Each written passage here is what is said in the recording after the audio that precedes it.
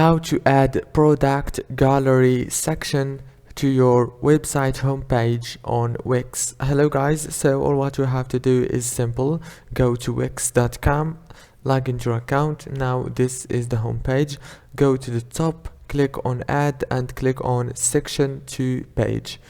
Now go right here, scroll down until you find product gallery. Click on it, choose here a template, for example this one or this one. Click on it and wait a few seconds and it will be ready. As you can see, now this is the product gallery. Click manage so you can manage the products easily. It's so easy and fast. If this video was helpful, please don't forget to like and subscribe, and thank you for watching until the end. See you later.